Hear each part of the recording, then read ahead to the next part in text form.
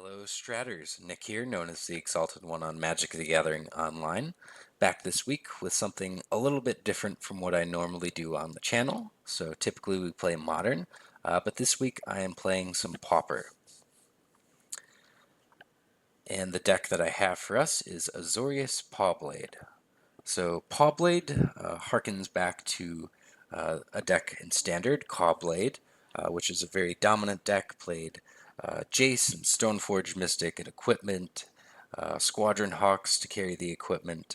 Was very powerful and got 2 cards banned from Standard. This deck has some similarities to that deck, and so people call it PauBlade, as in being the Pauper PauBlade. So let's go over the deck a little bit. The first thing that you'll know is that we don't have access to Stoneforge Mystic and Pauper, so the card that kind of acts as the Stoneforge Mystic is Trinket Mage.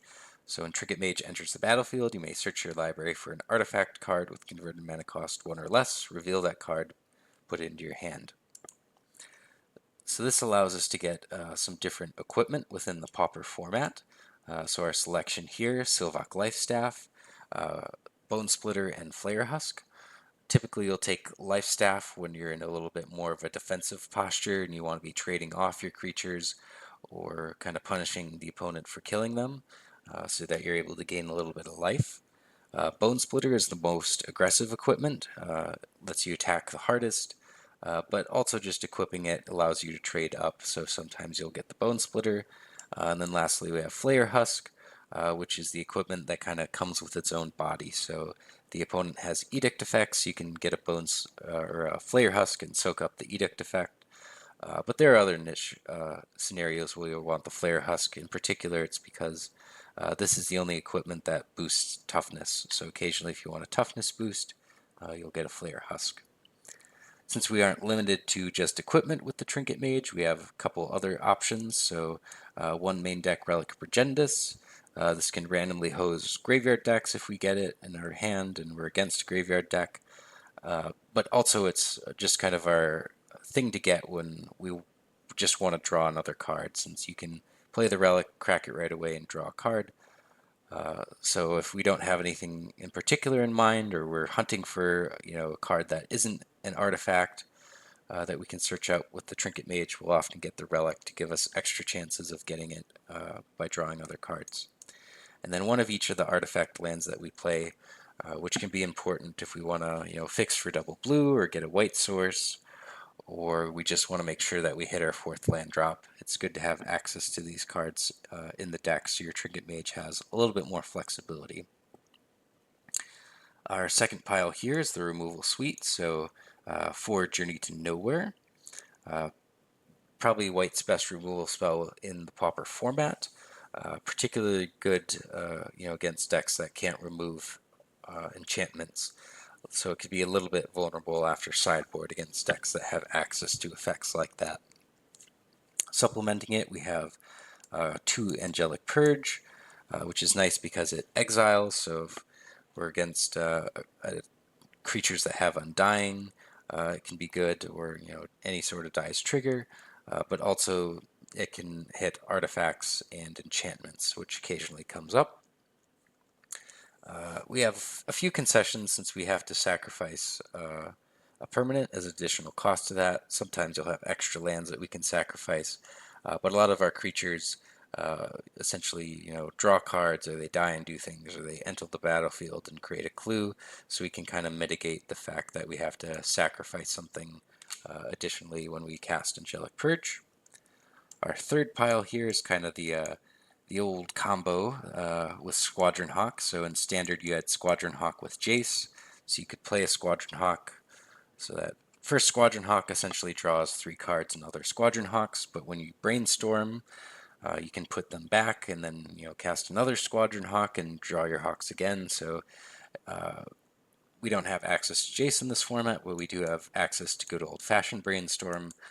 So this card, with Squadron Hawk in particular, allows our Hawks to draw some extra cards. But Brainstorm is also just a good card on its own. The only kind of requirement with that is that you have to be playing enough shuffle effects to make your Brainstorms good. You don't want to just put the bad cards back and then draw them again. You want to put the bad cards back and then shuffle them away. So Squadron Hawk does this even when it's not comboing to draw extra cards, since you can play a Squadron Hawk search and fail to find, but you still have to shuffle your deck. We have Trinket Mages, which shuffle the deck, and then in the mana base we have 4 Ash Barrens and 2 Evolving Wilds, also as ways to shuffle our deck. Turning our attention to this pile of creatures here, these are kind of the value creatures within the deck. So Doom Traveler, not a particularly good creature, but you're able to make it a little bit better by playing equipment with it. And it's also a creature that can die and create some value, so it is good with Angelic Purge. Just kind of a curve consideration. We'd be playing 6 Thraben Inspectors if we could, but we can't, so we play some Doom Travelers too. Thraben Inspector essentially draws a card when it enters the battlefield, but you have to pay 2 extra mana for it. That clue token also able to be sacrificed to Angelic Purge, and being a 1/2 makes the Thraben Inspector carry equipment pretty well. Seagate Oracle, kind of similar to how we have a couple extra Doom Travelers to fill out our 1-drop slot. Seagate Oracle does a similar thing, complementing our Trinket Mages. So it enters the battlefield, look at the top 2 cards, put one into your hand, the other on the bottom. So it essentially draws a card when it enters the battlefield. Also a minor combo with Brainstorm. You can Brainstorm, put 1 card back that you don't want to have, and then make sure that that's the card that you put on the bottom with the Seagate Oracle. And Mulldrifter really needs no explanation. One of the best cards in the Pauper format, just total value town, drawing 2 cards, being a 2/2, and better in this deck when you're able to equip things onto the Mulldrifter and attack for a little bit more in the air. Our last pile here are kind of the hard-hitting cards, so they don't necessarily generate value like these ones do, but they're particularly good with the equipment package that we have. Seraph of Dawn, being a flying lifelinker, means it's hard to block, and the lifelink can really swing a race. And then Guardian of the Guildpact here. Protection from Monocolored is a very powerful ability, especially in Pauper. A lot of things can't block it, a lot of things can't kill it, so you just kind of get one of these down, put a Bonesplitter or other equipment on it, and it really puts the opponent on quite the clock. It's pretty difficult to interact with. Kind of one of the other reasons that we have some of these more suspect cards on the deck, like Doom Traveler. One of the things that can get a Guardian of the Guildpact is an Edict effect if we don't have any other creatures, so it's nice to have other things laying around even if they aren't particularly good, so that our Guardian of the Guildpact is safe. Not too much to discuss about the mana base, besides the fact that we need to have some shuffle effects for Brainstorms, and it's good to play some number of artifact lands so you have some flexibility with your Trinket Mages. Let's just turn to the sideboard here. Negate just kind of is a counter spell against certain decks where we might need that effect. Our disenchant of choice is Kor Sanctifiers. Since we don't want to be taking out creatures and bringing in actual disenchant, we want to be able to have creatures in the deck and things that can wear equipment well. So Kor Sanctifiers makes the cut here. These are cards primarily for the Boggles matchup. Being able to sacrifice an attacking or blocking creature, very useful, and then Aura Flux makes all their enchantments cost more. But you can bring these in if you just need some extra removal, or Aura Flux can be good against decks that play a lot of Nailea's Presence or Abundant Growth, depend on those cards for mana fixing. So there's some matchups where you might want these besides Boggles, and they're so important in the Boggles matchup that they really earn their slot. 2 Circle Protection Red for burn and red aggro decks. 2 more Relic of Progenitus for the graveyard decks. And these are even more powerful than they are typically in a sideboard deck, because you have the ability to fetch them out with Trinket Mage. And then wrapping things up, we just have some extra removal spells in Sunlance and Gutshot. So this is the deck, Azorious PauBlade, and I'll be taking it on a playthrough this week, so stay tuned for the matches, Stratters. Hello, Stratters. Nick here. Playing Azorious PauBlade in Pauper. This looks like, I think, probably a fine hand. It's hard to turn down. I mean, we have removal, some late game, and then Brainstorm with the shuffle effect and the mana to cast it, so it's hard to turn this down. See if we can figure what we're up against. Islands, lots of islands in Pauper. So I think I'll play Cetus Synod, and then probably Brainstorm. Let's see what the opponent's up to. Really want this Brainstorm to resolve, so I'm going to Brainstorm now, and then on my upkeep I'm going to basic land cycle the Ash Barrens. Alright. So some of these lands we can use, some of them we don't really need. So I think I'll get rid of Ancient Den and Evolving Wilds. Yeah, then this will work out nicely. I'll stop on my upkeep, basic land cycle the Ash Barrens, play an Azorious Chancery tapped, and we'll have a pretty good start here. Might have wanted to save the Evolving Wilds as another shuffle effect.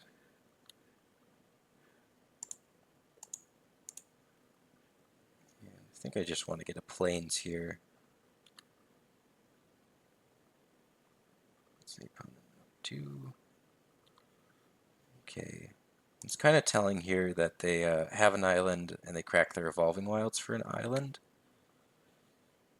That's nice, and that'll be a shuffle effect.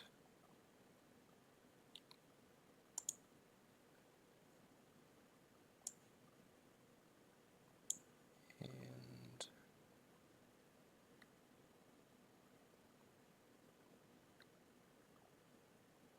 I think I can ditch probably this Plains. Looks like I have a lot of blue spells in my hand, so probably prefer that.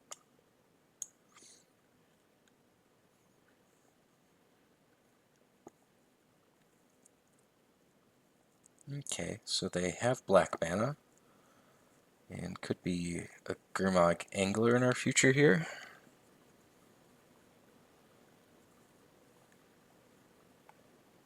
Yep. Okay, so we'll just not mess around with that and Journey to Nowhere it. And I think I'll play Cetus Synod just in case I want to Brainstorm. Take care of that. And I might want to Brainstorm. I can shuffle away one card by playing a Trinket Mage on my turn. Oh, that's fine. This deck doesn't really care about its graveyard at all. All of its values generated by like enter the battlefield effects. Yeah, so I think I will Brainstorm. Don't really need more lands. So I'll draw one of those and then I'll play a Trinket Mage. Hopefully it resolves. So then I can shuffle away at least one of those cards.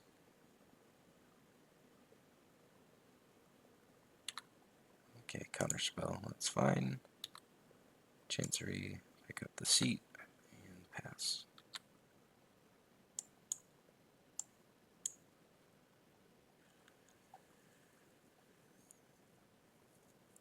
Okay, an AK. So, seeing AK, if we have the opportunity to get one of the main deck relics, that would be good. I think I want to take this opportunity while the opponent doesn't have counterspell up or exclude to cast a Mulldrifter.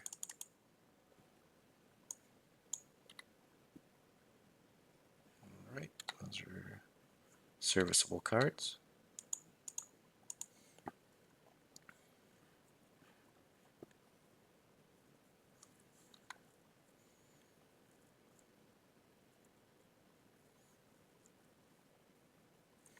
And while the Seagate Oracle isn't quite a shuffle effect, it's, you know, a somewhat combo with Brainstorm in that you can put 2 cards that you don't want back and then use the Seagate Oracle to at least kind of clear the top of the library. And I don't want to expose this against a deck that could possibly have edict effects. So I think I want to maybe do what I just kind of talked about and Brainstorm and then use, okay, so there's a Relic. That's a nice one. And they have an AK in the yard.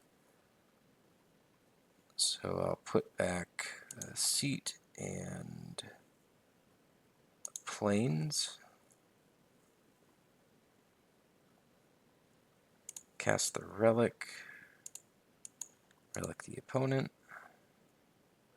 So this Relic will be pretty nice this game since our opponent is on a pretty strong looking delve strategy.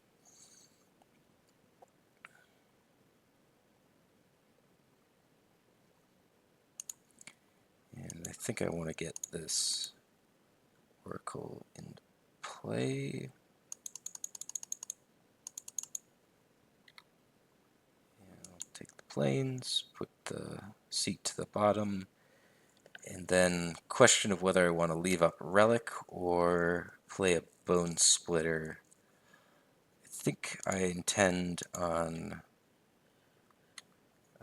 using the kind of tap ability with the Relic more than I probably intend on cashing it in for a card at least anytime soon.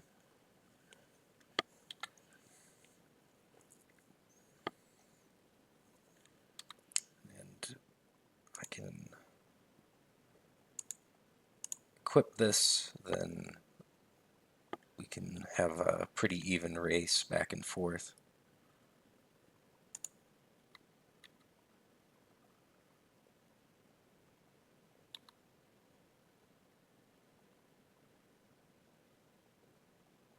Play planes.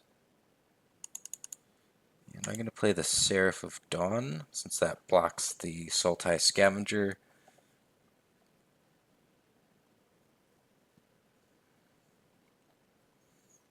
Alright, deprive. Relic them. Again, this is a deck that could play Edict effects, so I'd kind of like to get a little bit insulated before I commit this Guardian of the Guildpact. Similarly, they had counterspell mana up and they used a counter, so try to avoid that if possible.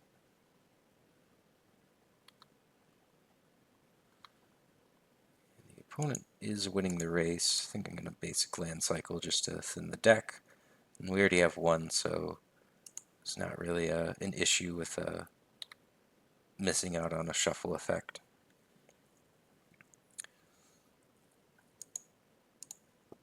Alright, let's play this Trinket Mage and probably go and get the Lifestaff.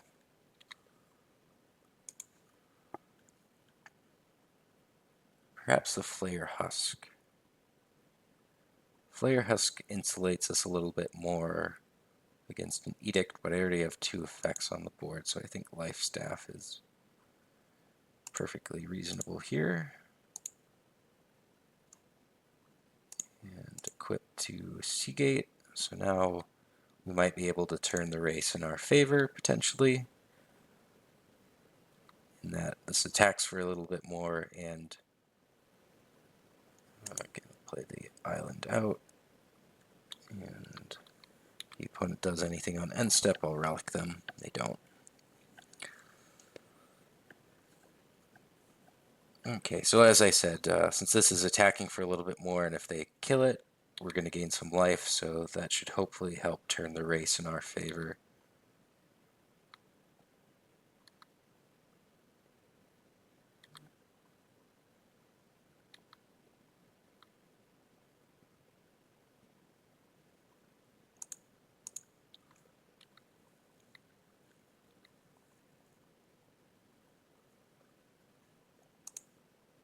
this Cove, and then question if I want to commit this Mulldrifter or not. I think I'll wait and not cast it simply because I want a double spell. So next turn I'd be able to cast Mulldrifter and Guardian of the Guildpact.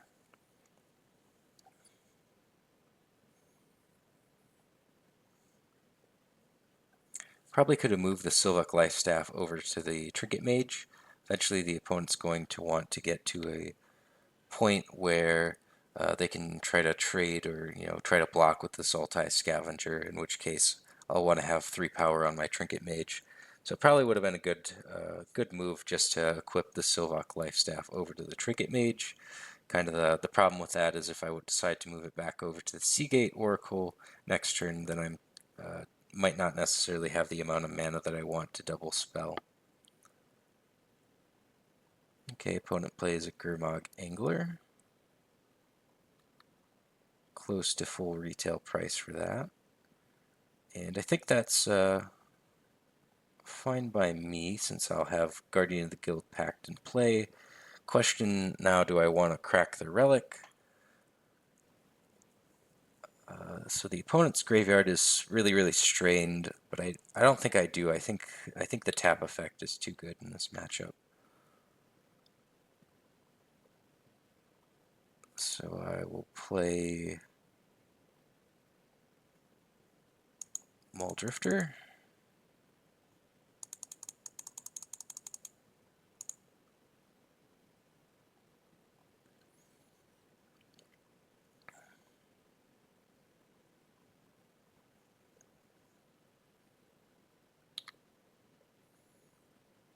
See what I get.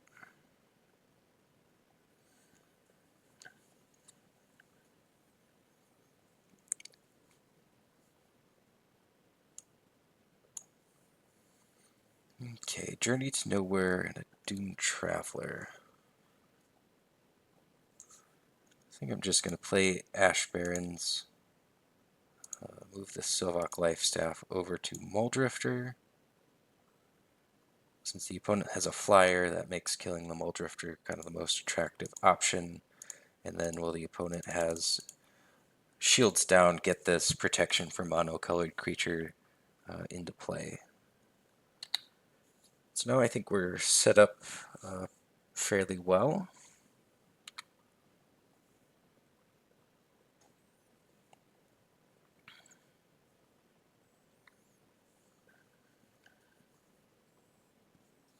Wonder if the opponent's just going to keep slamming anglers that they have to pay close to full retail for.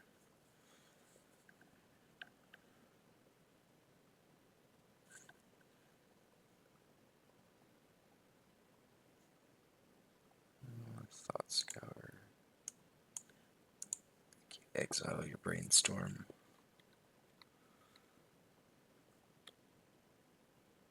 They're trying to get something going here with their graveyard if they're Thought Scouring this turn.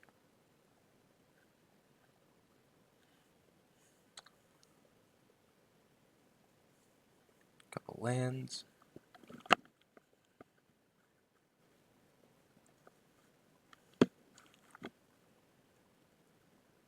And if this is another Gurmag Angler, or no. Okay, Ghastly Demise.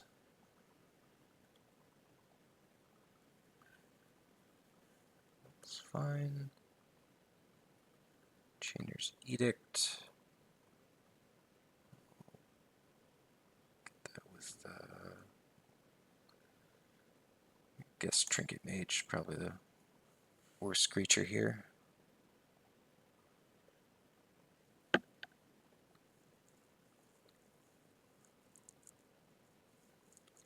Sure, and they get in with the Scavenger.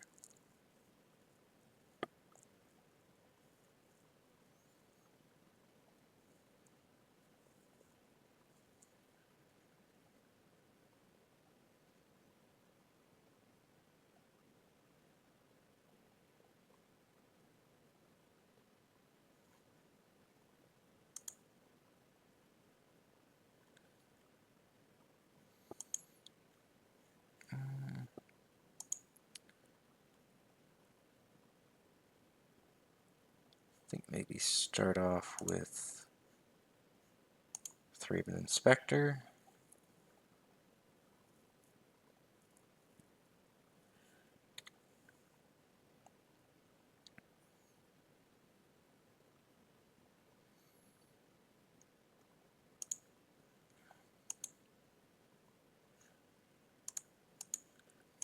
Exile.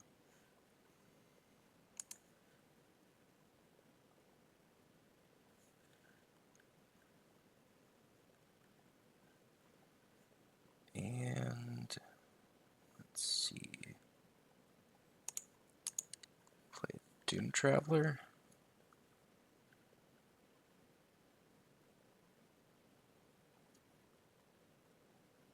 Nice. Okay, so that was what I was hoping, was to bait out a counter spell, so I can resolve this Mulldrifter.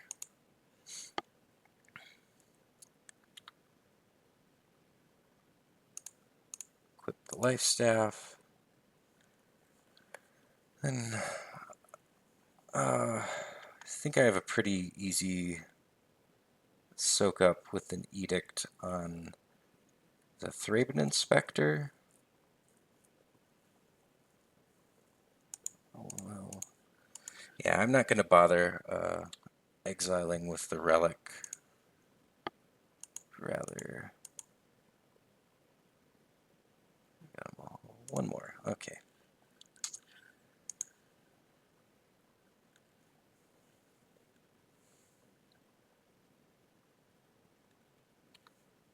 And I don't have really good trades on the ground, so I'm going to hold off a little bit with attacking with the Guardian of the Guildpact. But I think probably next turn I'll just equip the Bonesplitter to it and try to put the opponent on a 2-turn clock.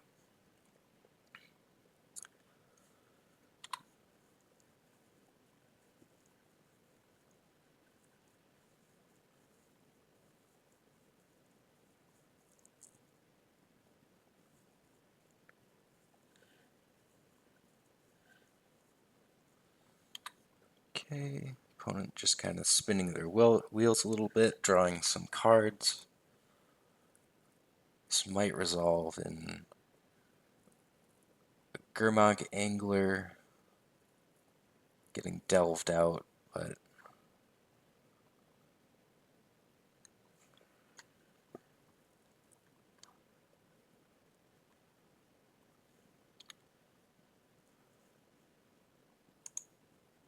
Echoing Truth, interesting. So this is a game where I think having the singular main deck Relic of Progenitus that you can search out with your Trinket Mage was really helpful. The opponent said something.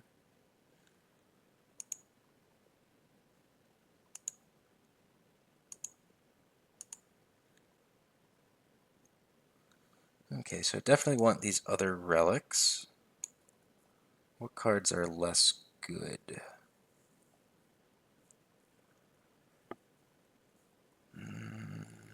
Sunlance can take care of Sultai Scavenger. Might be worthwhile. Could potentially want some negates. None of these other cards seem particularly good. Could maybe bring in Celestial Flares.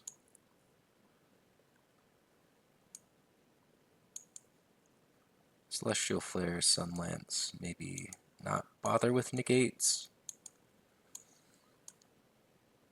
And what cards don't I necessarily want? Most things seem pretty good. Maybe Seraph of Dawn isn't a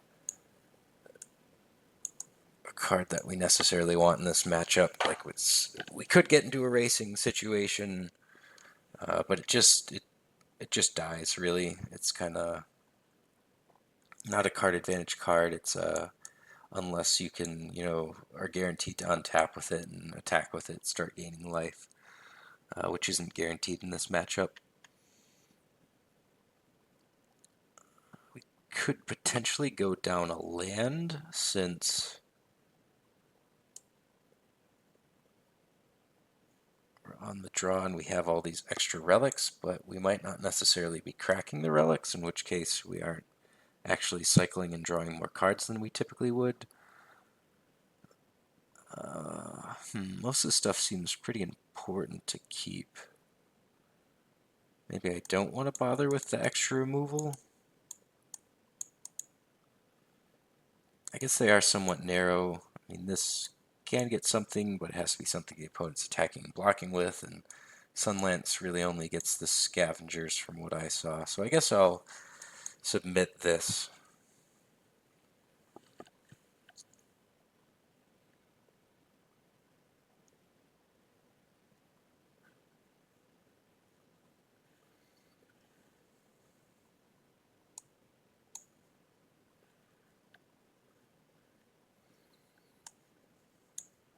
This is one of those awkward hands with Ash Barrens. Imagine if we didn't have this Evolving Wilds. It'd be hard to bail us out of this. As is, I think this hand is probably fine.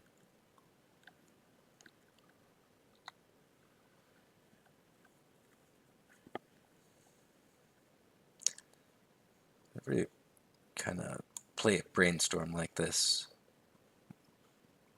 Makes me wonder, maybe they have an Ash Barrens to cycle on upkeep, or maybe they'll be thought scouring the chaff away.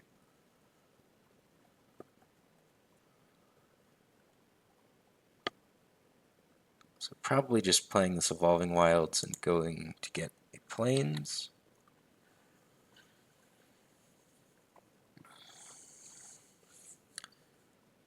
And then depending, we might have to cycle, basic land cycle and Ash Barrens to get another Plains. See what the draw step is. Okay, we drew a Plains. So I think I will go lead with Flayer Husk and then follow up with Thraben Inspector.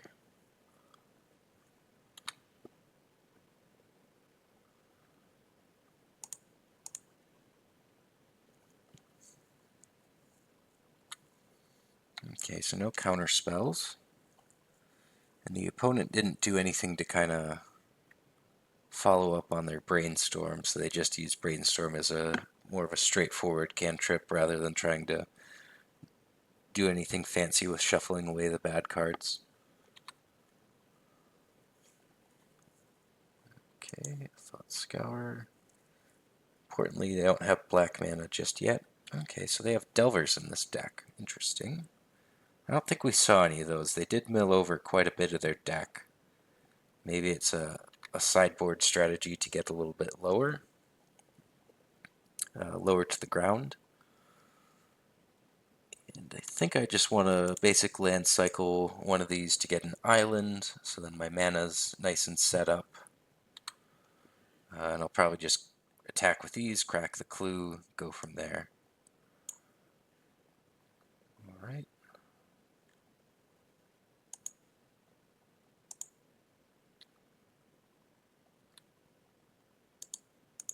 Attack with those.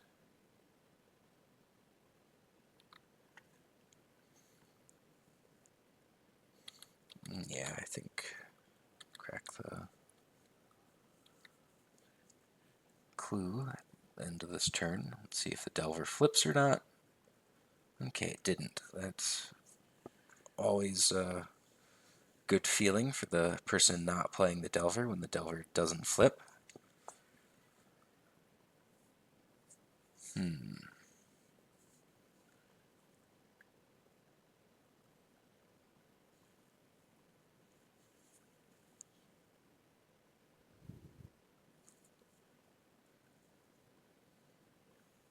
Okay, Scavenger. So Sunlance is looking pretty good here. They're leaving up Counterspell pretty aggressively.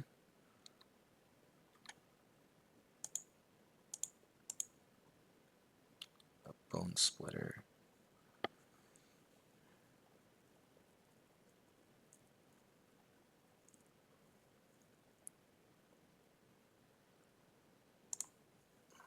Alright, so I'm going to play Bonesplitter.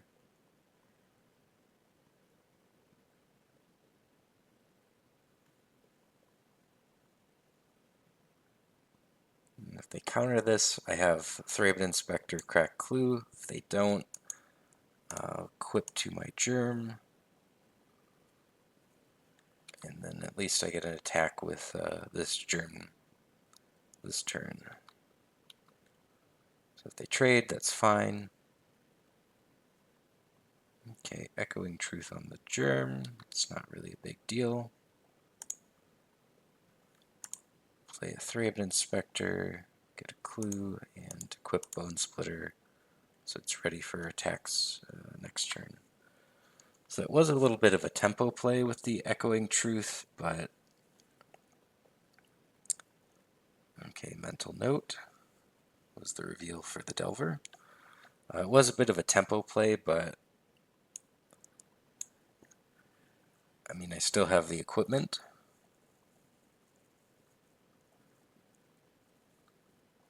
They actually should have, well, it's hard to say whether they should have or shouldn't have, but they could have. They had the option of bouncing the Flayer Husk itself.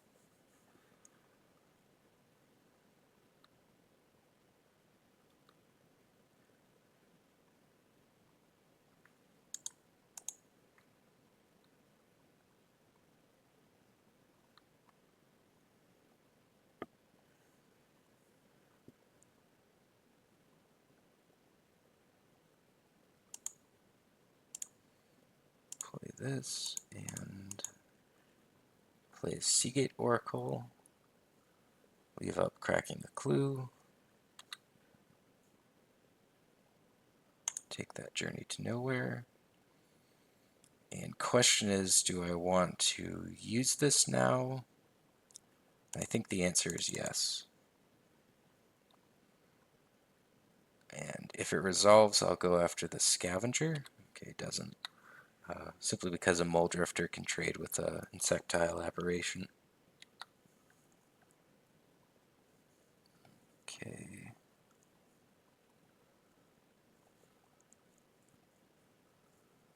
So I'm getting beat down pretty well by Flyers.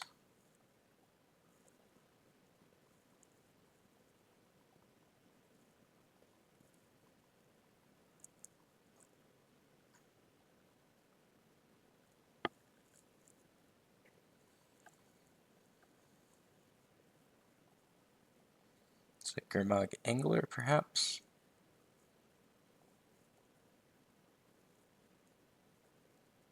Yep.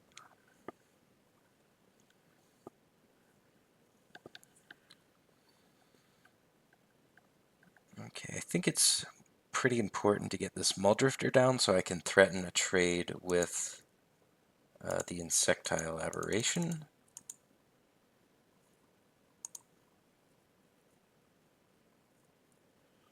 And nothing I can do for 1 mana, so I'll just play the Chancery, pick up a Plains, and no good attacks either.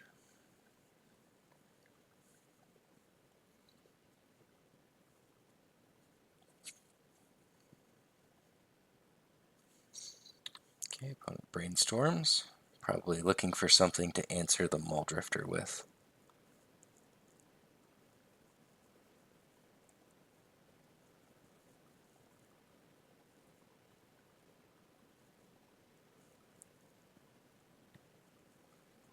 Could also be building a graveyard for that removal spell that this deck plays. I can't remember the name, but they used it earlier. It can destroy things, I think with like power or toughness or converted mana cost less than the number of cards in your graveyard.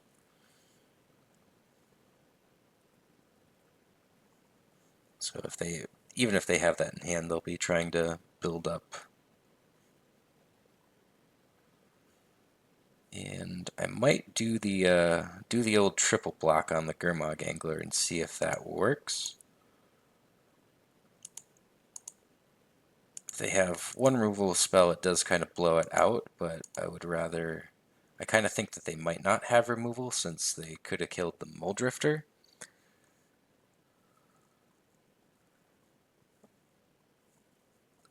So I'm again, thinking that they might not necessarily... They could have another bounce spell, I suppose. That would be a card that would make sense. You wouldn't want to necessarily bounce a Mulldrifter. But this looks like it's going to work. Okay, so now we need to answer a Sultai Scavenger. Mortuary Mire, putting Delver of Secrets on top. Okay.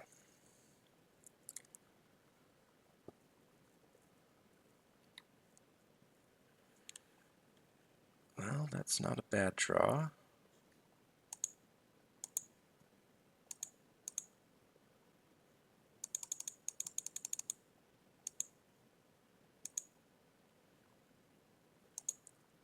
Play a Mulldrifter.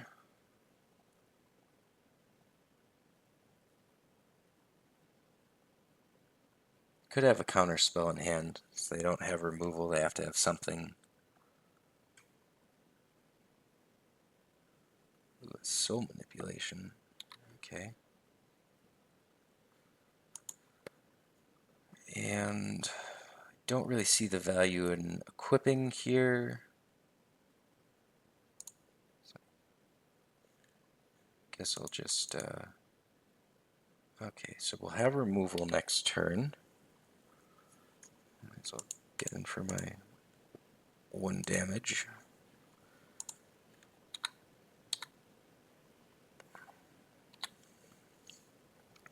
So I'll probably use this Journey to Nowhere on the Sultai Scavenger, and then try to get blockers down for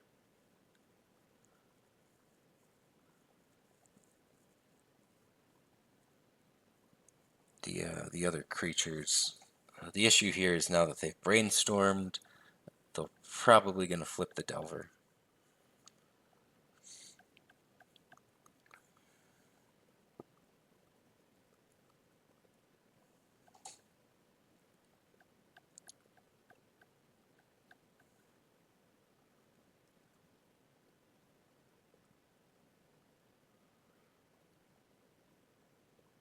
Okay, so I'm interested to see if they deploy. So we knew that they have a Delver and a Gurmag Angler. Okay, Stormbound Geist. That's also an issue. Okay, so we drew exactly what we needed. So there.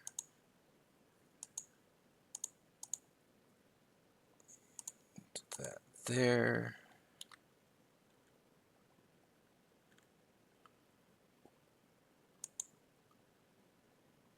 And I think Guardian of the Guildpact is the threat that we would rather get down right now.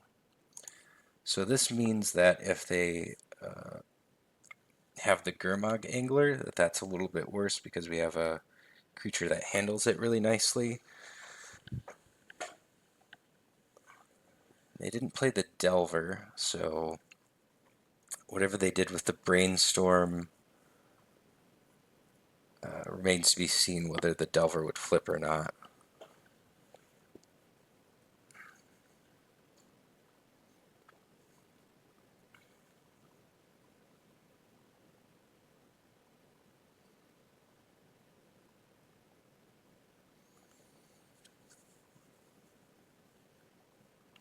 So what could happen is that they used the Brainstorm and then they didn't either have any instants or sorceries, or they didn't want to necessarily put them in their hand. What's this? Edict. Oh, easy. Sacrifice there. Okay, Squadron Hawk is a really nice draw, since this will allow us to get lots and lots of flyers into play and stabilize the air. So we've been a little bit on a hot streak with these draws. Get 2 of them into play.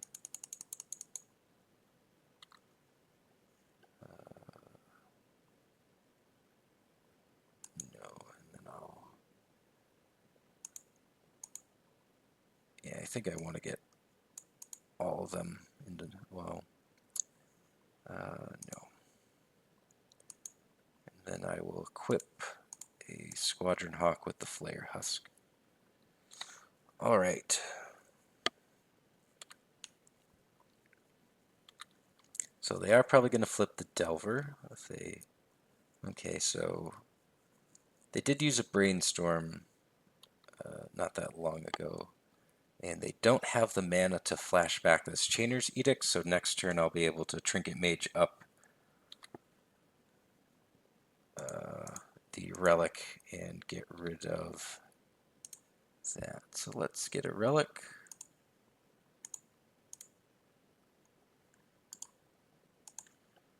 Okay, so we may have just stabilized this game.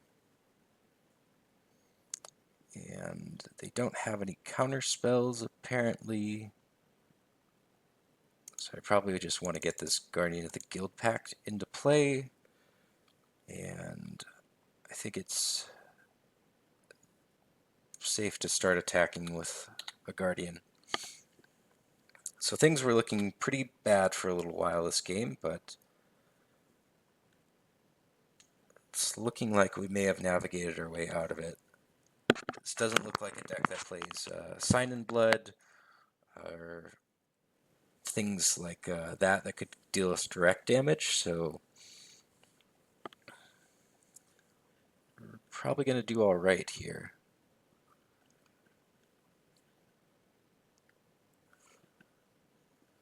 Get rid of a Squadron Hawk. And I might just cash in this Relic, since the opponent's got a lot going on, just to prevent a Chainer's Edict. And not the best. Alright, so let's equip this Guardian. And this puts them on a 2-turn clock.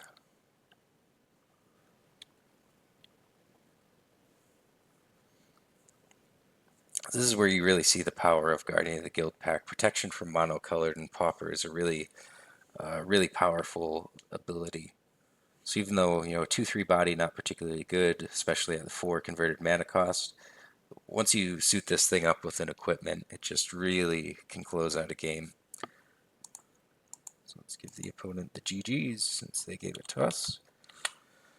Yeah, so that was a really nice game. I think kind of showcased the power of the deck, the ability to sort of you know, swing a game, to kind of gain control, and then really turn the corner. So you're kind of just trading as best as you can, and then maybe you have to do some chump blocking or, you know, try to use your mana as efficiently as possible. There's some, you know, turns there where we had the options of playing different cards or, you know, cracking clues and whatnot, and we were able to navigate it. We did have, you know, a little bit of luckiness with our peeling Journey to Nowheres at the correct time, but I mean, also this game we didn't see a Brainstorm, and you know, a lot of times you really depend on that to help you find the cards that you need.